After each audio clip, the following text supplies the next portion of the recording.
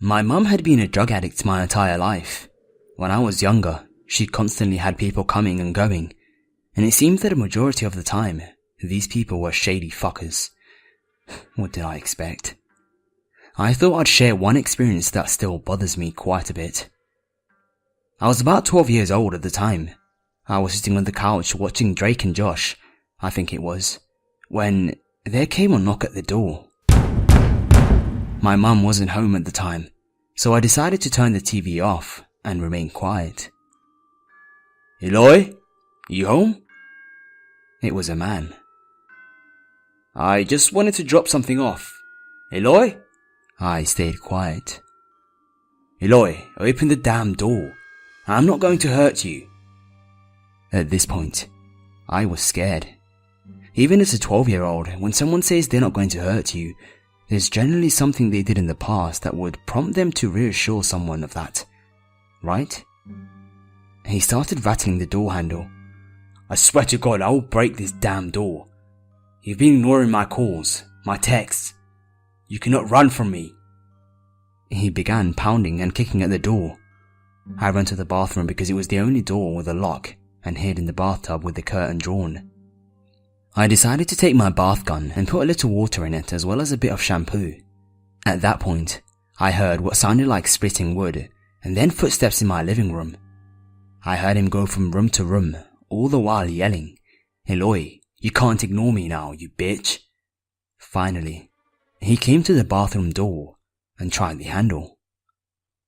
"Oh, so you're in here, huh?" More pounding. He kicked the door in and stood still for a few long moments before ripping open the curtain and peering down at me. He had slicked back black hair with piercing green eyes, a sad attempt at facial hair, black hooded sweatshirt, black jeans, black shoes. He held a brown bag in one of his tattoo-covered hands. "Oh, even better. I've seen you around before. You're Eloy's daughter. So sweet." He kept repeating that. It made my skin crawl. He walked over to the window and locked it before squatting next to me. "You're gonna come with me, okay? How about that? I'll buy you some ice cream." I glared at him, trying my best not to look terrified. "Not much of a talker?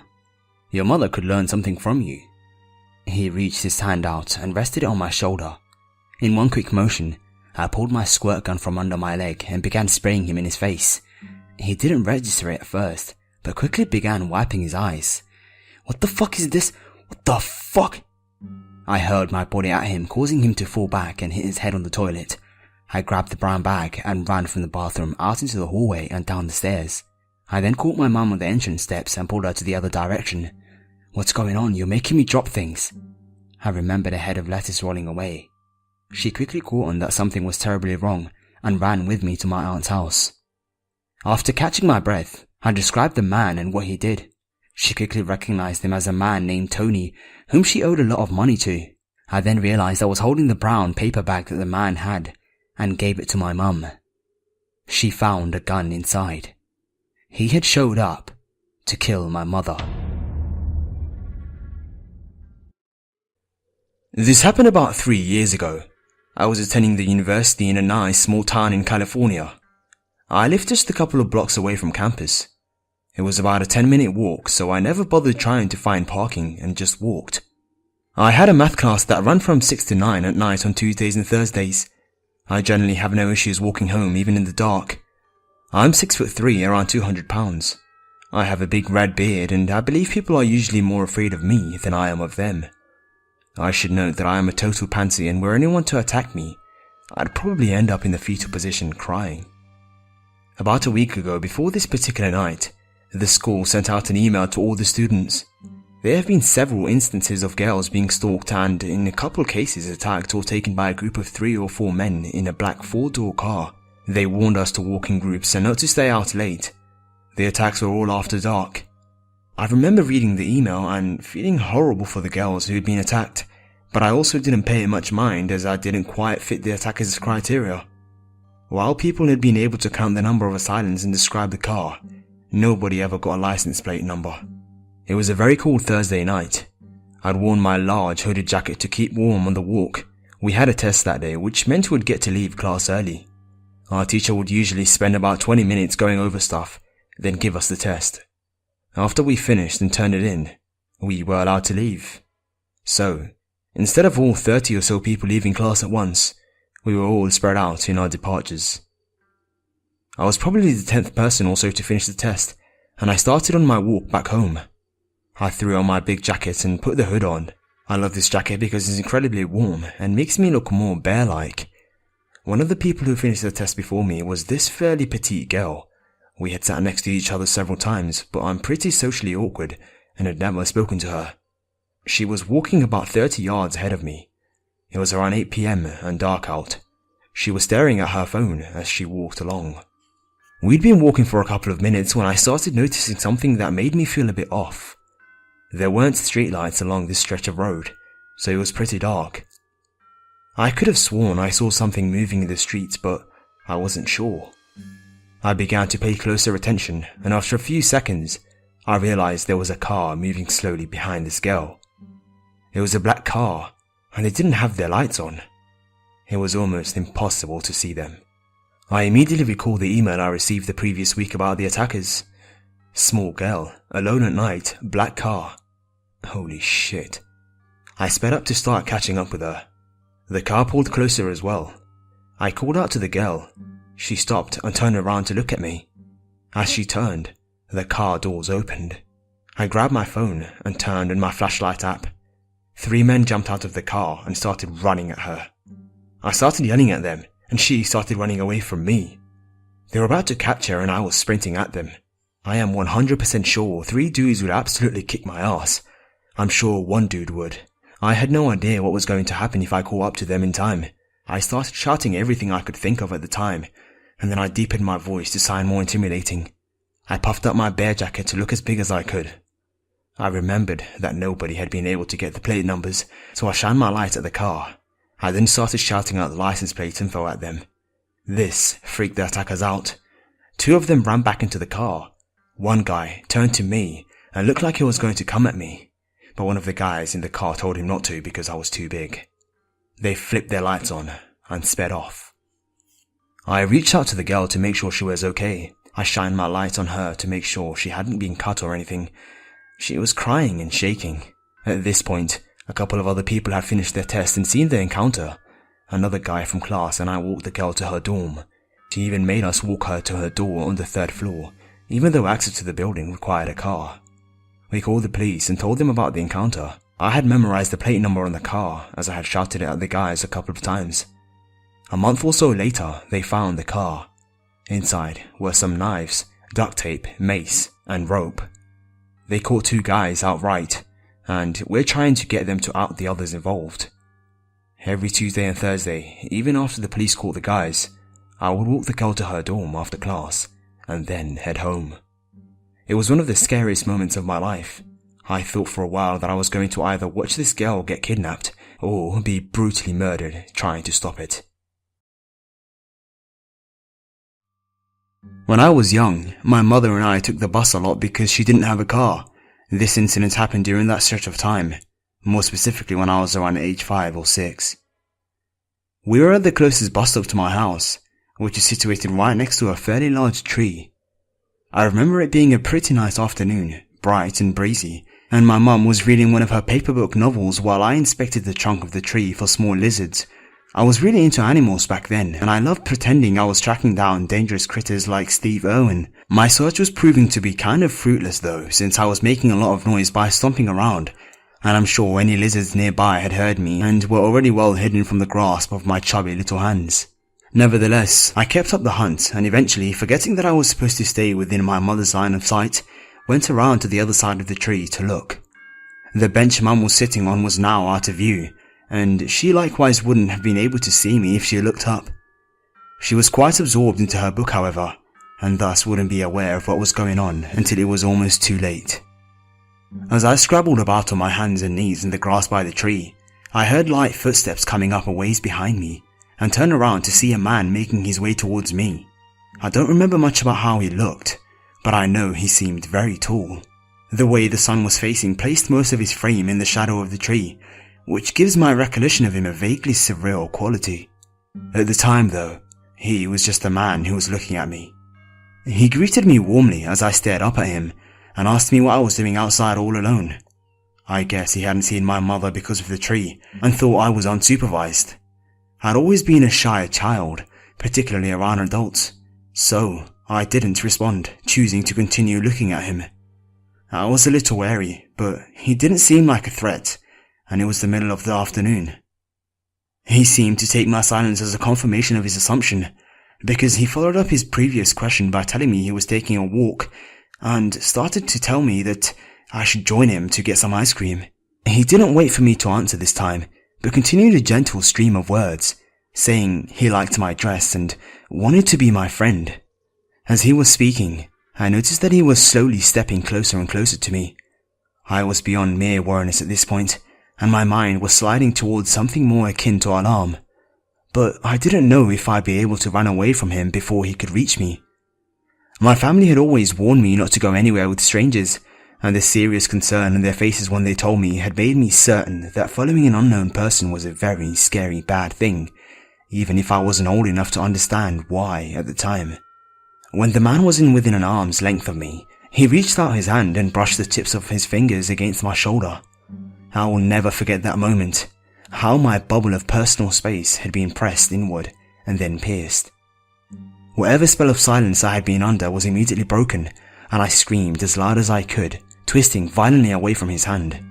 The man flinched then froze, seeming to calculate what his next move would be now that I was proving to be less of an easy target than he expected.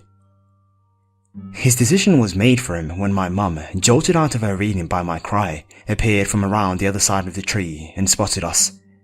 She screeched at him. I have never seen her that angry again in all my life, and he immediately spun to flee without a word. A shiny black car that I hadn't noticed before was parked on the other side of the road a pretty good distance away from us, and when the man reached it, he got into it quickly and sped off. He never paused to start it up, which means it must have been running the entire time it was sitting there. This small detail didn't mean much to my immature mind at the time, but remembering it now gives me chills. It's pretty obvious that he wasn't just some friendly guy on a stroll who happened upon a lonely child. He had spied me from the road, stopped his car, and left it running for a speedy getaway once he had snatched me up.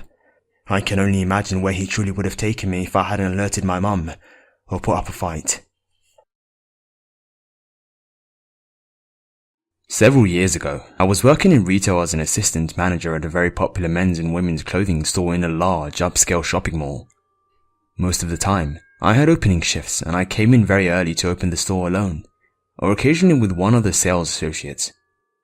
I would sometimes get creeped out being in such a large store all alone, but the introvert in me preferred the quiet, slow morning shifts on weekends before the whirlwind of crazed afternoon shoppers. We communicated over headsets in the store, and one Friday morning, my sales associate Kate called to me over the headset. "You have a phone call." She explained that it was a customer I had helped earlier that morning who really liked the items I had sold him and wanted to thank me for the exceptional customer service. It hadn't been much busier than usual that morning, and I didn't remember sending anything in particular to a male customer. I figured maybe Kate misunderstood him, or maybe he was thinking of someone else. Either way, he asked for me by name, and I was delighted to take a phone call from a satisfied customer as opposed to an angry one. I walked up to the register and picked up the phone at the desk. "Hi, how can I help you?" "Is this Ashley?" a man's voice asked. "Yes, this is Ashley. How can I help you?" "Ashley with the red sweater and dark hair?" "That's me," I replied. Thanks to Mum and Dad for cursing me with an ultra-popular 80s baby name, people have to triple-check that they're talking to the right girl. "Oh, I'm so glad I got hold of you, Ashley," said the man on the line. Something about his voice was setting off tiny alarm bells somewhere in the back of my head. "I'm sorry, who's this again?" I asked. "Oh, this is Mark," he replied. "I just wanted to say thanks for helping me pick out that shirt earlier." I started racking my brain as he prattled on about how much he liked his outfit. I definitely don't remember a Mark with a shirt. I glanced down at the caller ID. Unknown. And you're so friendly and beautiful. Oh, Jesus, guy. Asking me out under the guise of a customer service call. I rolled my eyes and looked over at Kate, annoyed. She smiled, waiting for the little bit of customer gossip that would surely come her way after I hung up. Thanks for the compliment, sir, but I have to go back to work now. He cut me off. You know, you have a perfect arse. I thought about it the whole way home. I jerked off thinking about it as soon as I walked into the door. Mark proceeded to go into sickening detail about all the things he wanted to do to me. I didn't need to hear anything more. I slammed the receiver down, feeling sick. After telling Kate what had just transpired over the phone, I continued to go over the day's events in my mind. I definitely didn't remember anyone named Mark. But I was selling 100 shirts to 100 different guys every week. Mark could be any of them. Mark might not even be his real name. Soon enough, customer traffic picked up in the store, and more of my co-workers filtered in for their shifts. I told my manager and a few other co-workers about what had happened on the phone that morning. Although I was thoroughly disgusted by it, they helped me shrug it off. Just a one-off weirdo customer who would probably be too embarrassed to ever come in the store again. By the end of the day, I had forgotten all about Mark. Unfortunately, the phone calls didn't stop. Mark continued to call the store several times a week. He would give different names or start out with some made-up customer service issues, changing his voice at first to ensure he got me on the line. Sometimes, he'd make perverted sexual threats. Sometimes he'd be clearly jerking off, and sometimes he'd say nothing at all. He always called from a private number. Generally, as soon as I realized it was him, I would hang up the phone and go about my business. It wasn't until the third or the fourth phone call that it dawned on me he wasn't harassing me from the comfort of his own home. He always seemed to know what I was wearing. The green dress, those black boots, your ponytail. He was watching me. He was calling when I was working alone, or when I was the only person behind the desk to get to the phone. My co-workers confirmed that no one was calling for me when I was off duty. He could see me. During the epiphany phone call, I looked around the store. There were a few men in the store, but none of them were on their cell phone. I looked out the big front windows of the store into the mall. Plenty of people were mining about out there, but no one seemed suspicious. I had a creepy feeling that stuck with me for the rest of the day after that. I was only 21 or so at the time, and pretty naive. I had grown up in a very sheltered upper middle class bubble. Aside from an errant catcall or the occasional creeper at the bar, nothing like this had ever happened to me. I didn't know what to do. After a few hours of being unable to shake off my feeling of unease, I called more security to tell them what was going on. They said there wasn't much they could do, but offered to have someone walk me to my car after my shift. The officer they sent up to the store was hardly bigger than my 5'7", 115-pound frame, and he was armed with a flashlight. I politely declined the escort. I don't know why, but after a short series of increasingly threatening or disturbing phone calls, one day Mark just stopped calling. I had taken a few precautions in that time.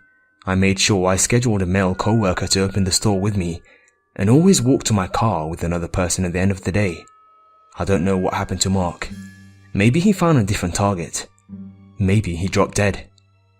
It actually creeps me out even more now than it did back then. How did he find out my name? Was he coming into the store, or just watching from outside? Did I ever interact with him in person? Retrospectively, I was really dumb for thinking that a person who was stalking me over the phone, and who had already located himself very near to me, wouldn't take it any further than making phone calls.